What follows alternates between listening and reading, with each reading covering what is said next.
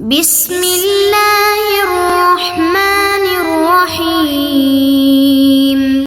بسم اللہ الرحمن الرحیم الحمد للہ والصلاة علی اہلہا۔ عزیز طلبہ السلام علیکم ورحمۃ اللہ وبرکاتہ۔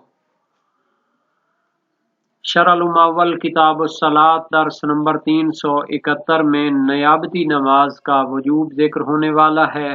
بقیہ واجب اور مستحب نمازیں زیر بحث ہیں۔ نماز نیابتی کے وجوب کا بیان ہوگا۔ نیابتی نماز کے عناوین کا تذکرہ ہوگا۔ نماز اجارہ یا وصیت یا بڑے بیٹے کا باپ کی قضا نمازیں انجام دینا، یہ سارے اسی کے ضمن میں آتے ہیں۔ متعلقہ احکام اور فروعات کا بیان ہوگا اور متعلقہ روایات اور احادیث کی طرف بھی اشارہ کیا جائے گا۔ سب سے پہلے عبارت کو دیکھتے ہیں۔ فرمایا وَمِنْهَا صَلَاةُ النِّيَابَةِ بِإِجَارَةٍ عَنِ الْمَيِّتِ تَبَرُّعًا أَوْ بِوَصِيَّتِهِ النَّافِذَةِ۔ واجب نمازوں میں سے ایک نماز نیابتی ہے، یعنی شخص کسی فوت شدہ شخص کی نیابت میں اس کی قضا نمازوں کو انجام دے، اور یہ جو نماز ہوتی ہے دو سبب سے نائب پر واجب ہو جاتی ہے۔ ایک کی طرف اس عبارت میں اشارہ ہے۔ فرمایا وَمِنْهَا صَلَاةُ النِّيَابَةِ، نماز نیابتی واجب نمازوں میں سے ہے۔ السبب الاول اس کا بِإِجَارَةٍ عَنِ الْمَيِّتِ، کہ میت سے اگر وہ اجارے کے طور پر اس کو انجام دے تو پھر بھی اس پر واجب ہو جاتی ہے۔ یہ جو انسان اجیر بنتا ہے اور میت کی جانب سے اس کی نمازیں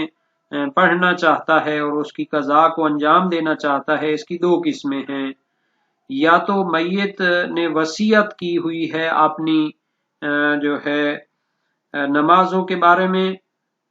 اور اس وصیت کے تحت اس کو انجام دیا جاتا ہے، یا پھر اس نے وصیت نہیں کی ہوئی بلکہ ایک شخص اس کو جانتا ہے کہ اس کی نماز قضا ہیں اور وہ کیا ہے اس کی اجرت لیتا ہے اور اس کی نمازوں کو پڑھتا ہے۔ اگر اجارے سے وہ نیابتی نماز کو انجام دینا چاہتا ہے تو اس کی دو صورتیں ہیں۔ یا تو میت کی طرف سے وہ اجارہ کرتا ہے تبرعاً، یعنی اس کی وصیت نہیں تھی لیکن اس کو معلوم ہے کہ اس کی قضا نمازیں ہیں اور اس کو پھر کیا پیسے لے کر پڑھنا چاہتا ہے، یا پھر میت نے خود ہی اپنی قضا نمازوں کے بارے میں وصیت کی تھی کہ میری نمازیں پڑھی جائیں اور پڑھائی جائیں، اگر خود نہ پڑھیں میرے جو وارث ہیں، تو اس صورت میں اس کی وصیت نافذہ ہونی چاہیے۔ یہ وصیت جو ہے اس کا عطف ہے تبرعاً پر۔ یا اجیر ہو میت کی طرف سے اس کی وصیت کے تحت، وصیت جو نافذ اور صحیح ہو، کیونکہ نمازیں جو قضا شدہ ہیں وہ ثلث مال سے نکالی جاتی ہیں، تو اس کا جو کیا ہے اجیر لیں گے تو ثلث مال سے زیادہ اس کو نہیں دے سکتے، کیونکہ یہ اصل اموال سے نہیں نکالی جاتی قضا شدہ نمازوں کی اجرت۔ اس بنا پر اگر وصیت کرے کہ اس کے مرنے کے بعد اس کی نمازوں کی اجرت جو 1/3 سے زیادہ ہے اس کو بھی نکالا جائے تو پھر وہ صحیح نہیں ہوگی، وہ وصیت نافذ نہیں ہوگی، وہ ثلث اموال سے کم ہونی چاہیے۔ اور اگر ثلث اموال سے زیادہ ہو تو وارث جو اس کے ہیں وہ زیادہ حد میں وہ کیا کریں، اجازت دیں کہ اس تعداد کو بھی اس کی نمازوں کی اجرت میں خرچ کیا جائے۔ تو اس طرح جو ہے وصیت کے احکام کی طرف بھی اشارہ کر دیا ہے شہید ثانی نے کہ اگر اس کی وصیت اپنی قضا نمازوں کو پڑھانے کے لیے اس کے اموال کی 1/3 سے زیادہ پر مشتمل ہو تو پھر زیادہ میں وارثین اگر اجازت دیں گے تو اس کی اجارے میں دیا جائے گا، نہیں تو پھر وہ نہیں دیا جا سکتا۔ او تحمل من الولی وهو اکبر الولد الذکور عن الاب لما فاته من الصلاة في مرضه او سهوا او مطلقا وسيأتي تحريره وهي بحسب ما يلزم به كيفية وكمية۔ یا پھر یہ جو نماز نیابتی واجب ہوتی ہے اس کا دوسرا سبب ہے کہ والد کا جو بڑا بیٹا ہوتا ہے اس پر اپنے والد کی نمازیں جو ہے آ جاتی ہیں، تحمل یعنی وہ اٹھائے اور اس کی ذمہ پہ آ جائیں، من الولی جو کہ وارث ہے اور ولی ہوتا ہے، وہ اکبر الولد الذکور، یعنی والد کے جو بیٹے ہوتے ہیں، ولد کی جمع ہے، ذکور یعنی بیٹے ہیں، ان میں سے بڑا جو بیٹا ہوتا ہے وہ والد کی نمازوں کو اپنی گردن پہ لیتا ہے، اپنی ذمہ داری پہ لیتا ہے، عن الاب اپنے والد کی طرف سے، لما فاتہ من الصلاۃ اس کی جو نمازیں رہ جاتی ہیں تو اس کے مرنے کے بعد وہ ان کی قضا انجام دیتا ہے، یا اگر خود انجام نہ دے تو پھر وہ کیا ہے، کسی کو اجارے پہ لیتا ہے تاکہ وہ اس کی نمازوں کو انجام دے۔ تو یہ دوسرا سبب ہے کہ نماز نیابتی کیا ہوتی ہے، وہ واجب ہو جاتی ہے دوسرے انسان پر، والد کے مرنے کے بعد اس کی جو قضا نمازیں ہوتی ہیں، جو اس کی نمازیں رہ جاتی ہیں، ان کو اسے انجام دینا چاہیے۔ یہ علیحدہ ایک بحث ہے کہ والد کی کون سی رہ جانے والی نمازیں اس کے بڑے بیٹے پر واجب ہوتی ہیں، اس میں چند اقوال اور نظریات ہیں، شہید ثانی نے ان کی طرف اشارہ کیا ہے، لما فاتہ من الصلاۃ فی مرضہ او سہوا او مطلقا، اس والد کی جو نمازیں رہ جاتی ہیں، ایک قول یہ ہے کہ جو نمازیں والد کی مرض الموت میں رہ جاتی ہیں اور ان کو نہیں پڑھ پاتا تو ان کی قضا کرنا بڑے بیٹے کے ذمہ ہوتا ہے، جبکہ دوسرا قول یہ ہے کہ اس کی جو نمازیں سہون اور فراموشی اور نسیان کی وجہ سے رہ گئی ہوں، بھول چوک کی وجہ سے رہ گئی ہوں، ان کی اس نے قضا کرنی ہے، پس جو نمازیں اس نے جان بوجھ کر چھوڑی ہوں تو پھر ان کی بھی قضا نہیں کرنی ہوتی۔ یہ ایک نظریہ ہے۔ پہلا نظریہ تھا کہ جو نمازیں مرض الموت میں رہ جاتی ہیں ان کی قضا کرنی ہے، اس کا بھی لازمہ یہ تھا کہ جو نمازیں اس آخری مرض، شدید مرض سے پہلے جو رہ جاتی ہیں ان کی قضا اس پر واجب نہیں ہوتی۔ او مطلقاً، یا ایک نظریہ یہ ہے کہ تمام نمازیں جو والد کی مختلف حالات میں رہ گئی ہوں، فوت ہو چکی ہوں، چاہے وہ سہون اس سے رہی ہوں یا جان بوجھ کر اس نے چھوڑی ہوں، چاہے وہ نماز مرض الموت میں وہ اس سے رہی ہوں یا پھر اس سے پہلے حالات میں اس سے چھوٹ چکی ہوں، تو ان سب کی قضا اس پر واجب ہوتی ہے۔ چونکہ یہ واجب نمازیں جو بڑے بیٹے پر آتی ہیں والد کی طرف سے، اس میں نظریات ہیں، تو شہید ثانی نے ان تمام نظریات کی طرف اشارہ فرما دیا ہے، بلکہ خود فرماتے ہیں وَسَيَأْتِي تَحْرِيرُهُ، اس کی تفصیل اور تحقیق آگے آنے والی ہے، جس کو شہید ثانی نے شہید اول کے مطرح کرنے کے ساتھ ہی فصل ہشتم نے میں قضا نمازوں کے باب میں تفصیل کے ساتھ بیان کیا ہے۔ یہ تو تھیں کہ جو نمازیں اجارہ کے تحت یا بڑے بیٹے کے ذمے آنے کی وجہ سے نیابتی طور پر واجب ہو جاتی ہیں۔ وَهِيَ بِحَسَبِ مَا يُلْتَزَمُ بِهِ كَيْفِيَّةً وَكَمِّيَّةً، نماز نیابتی کیفیت اور کمیت کے لحاظ سے جس طرح اجیر کے ساتھ اس کی شرط کی جائے، اجیر پر لازم ہوتا ہے کہ اس قرارداد اور اس عہد و پیمان جو اس کا معاملے میں ہوتا ہے اس پر عمل کرے جیسا اس نے اس کو قبول کیا ہو۔ کیفیت کے لحاظ سے مثلا اس میں کس حد تک مستحبات اور آداب نماز کی رعایت کرنی ہے، اور کمیت کے لحاظ سے مثلا 5 سال کی ہیں یا کتنے سال کی نمازیں ہیں وہ اس نے پڑھنی ہوتی ہیں، تو یہ یلتزم لفظ ہے۔ تو یہ جو نماز نیابتی ہے اس میں زیادہ جو ہے نا جی اجارے پر بحث ہوئی ہے،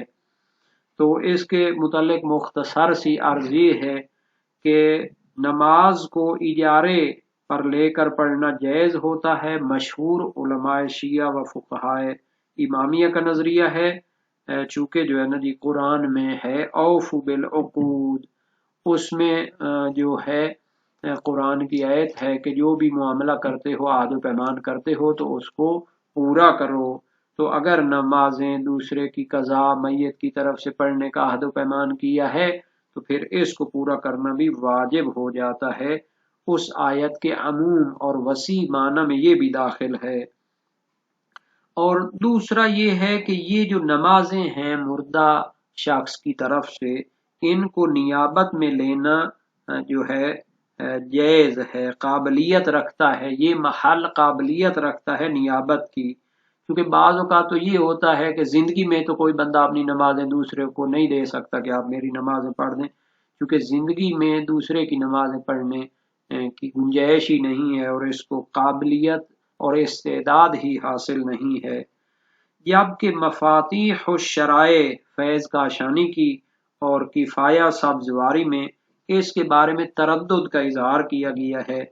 چونکہ اس کے بارے میں خصوصی نص اور روایت وارد نہیں ہوئی۔ نص جو وارد ہوئی ہے وہ حج کے بارے میں وارد ہوئی ہے، دوسرے بندے کی حج رہ گئی تھی تو اس کو اجارے پر حج کروانا جائز ہوتا ہے، اور وہ کہتے ہیں کہ نماز کا حج پہ قیاس کرنا اور نماز کے احکام کو حج کے احکام کی طرح قرار دینا یہ باطل ہے۔ حالانکہ یہ ان کا جو ہے نظریہ یہ ضعیف ہے، چونکہ دلیل موجود ہے اور یہ ہرگز قیاس والی بات نہیں بنتی، بلکہ بہت سی روایات اہل بیت کی موجود ہیں جو نماز کے بارے میں ہیں، روزے کے بارے میں ہیں، حج کے بارے میں ہے، عتق کے بارے میں ہیں، اور وہ روایات بھی ہیں جو جواز استئجار پر دلالت کرتی ہیں، جس سے معلوم ہوتا ہے کہ مردگان سے تمام جو عبادات ہیں ان کا استئجار اور اجارے پہ دینا یہ جائز ہوتا ہے جب ان سے زندگی میں وہ رہ چکی ہوں۔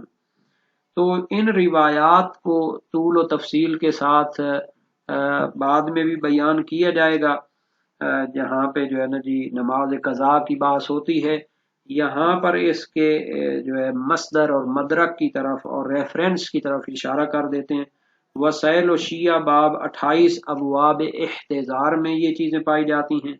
اور باب 12 ابواب قضاء الصلوات میں یہ حدیثیں پائی جاتی ہیں، اور باب 23 ابواب احکام شہر رمضان میں بھی یہ حدیثیں اور روایات پائی جاتی ہیں۔ تو جب یہ کیا ہیں روایات اہل بیت موجود ہیں تو پھر یہ اشکال نہیں کیا جا سکتا۔ اور ایک مفصل تحقیق جس پر محققین اور فقہا نے تفصیلی کلام کیا ہے وہ ہے واجبات پر اجرت لینا، تو اس میں بھی یہ چیز داخل نہیں ہوتی۔ اولاً تو اس میں واجبات جو خود انسان پہ آتے ہیں ان کو مورد رکھا جاتا ہے، مثلا خود اپنی نماز کے لیے یا خود جو اپنے اوپر واجبات آتے ہیں ان کے لیے وہ لے تو جائز نہیں ہوتا۔ ثانیاً جو اشکالات وہاں پہ کیے گئے ہیں ان کا بھی جواب دیا جاتا ہے۔ کچھ لوگ کہتے ہیں کہ یہ جو نمازیں اجارے پر لیتے ہیں یا واجبات اور عبادات کو اجارے پر لیتے ہیں تو یہ قاصد قربت کے منافی ہوتا ہے، تو اس کا بھی تفصیل کے ساتھ علماء نے جواب دیا ہے۔ اس کے لیے جو طولانی اور تفصیلی بات ہے وہ مقاصد محرمہ میں شیخ مرتضی انصاری نے تفصیل کے ساتھ پیش کی ہے، میرے خیال میں فصل چہارم ہے یا سیکنڈ لاسٹ جو اس کی فصل ہے اس میں اس کی تفصیل بیان کی ہے۔ وہاں پر اگر انسان محض کیا ہے پیسے کو ذہن میں رکھ کے نماز پڑھے تو پھر باطل ہے، لیکن اگر للہ نماز پڑھے اور اس کے اوپر اس کا انگیزہ یا ایک حد تک جو ہے وہ بھی داعی علی الداعی ہو، یعنی انگیزے پر انگیزہ وہ بنے، تو پھر بھی منافی نہیں ہوگا۔ تفصیل کے لیے اس کتاب اور متعلقہ کتابوں کی طرف رجوع کیا جائے۔ یہاں تک تعلق ہے بڑے بیٹے پر اپنے والد کی نمازوں کا جو اس سے رہ گئی تھیں ان کا واجب ہونا، تو اس کو بھی نماز قضا میں تفصیل کے ساتھ بیان کیا جائے گا۔ اس کو صلاۃ الولی سے بھی تعبیر کیا جاتا ہے، اور اس کی جو ہے روایات اور جو دلیلیں ہیں وہ وہیں پر پیش کی جائیں گی۔ خلاصہ یہ ہے کہ نیابتی جو نماز ہوتی ہے، نماز اجارہ، تو یہ عقد اجارہ یعنی جو معاملہ ہے، جو قرارداد ہے، اس میں جس طرح اس کو قبول کیا جائے اور جس طرح اس پر سائن کیا جائے جدید اصطلاح میں، تو پھر اسی طرح اس کو پڑھنا واجب ہوتا ہے۔